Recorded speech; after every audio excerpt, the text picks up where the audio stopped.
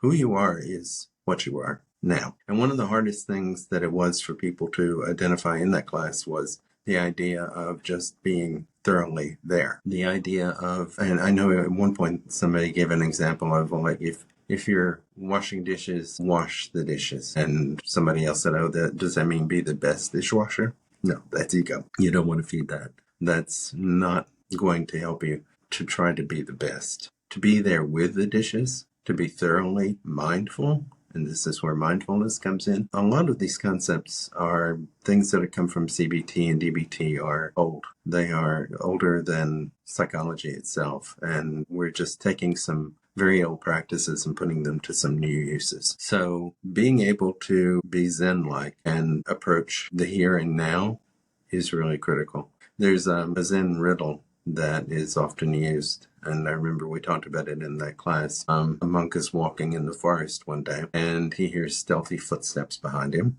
He looks around cautiously. Being in the forest, you never know what's behind you.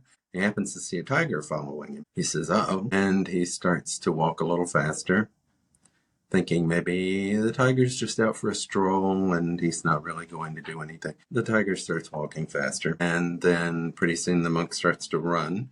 The tiger starts to run. He runs to the edge of the forest, and he comes to a chasm that separates him from the other side by too great a distance to jump. And he looks to the left, the chasm continues. He looks to the right, the chasm continues. It's more like a canyon at this point. The tiger is still coming up behind him, and he looks down and says, well, if I manage to jump, there's another tiger at the bottom of the chasm. So as he looks down, he sees the only thing there is a strawberry bush with a single ripe strawberry on it. He jumps and grabs hold of the strawberry bush. What does he do next? You may already know the answer to this, but I'll give you the answer at the end.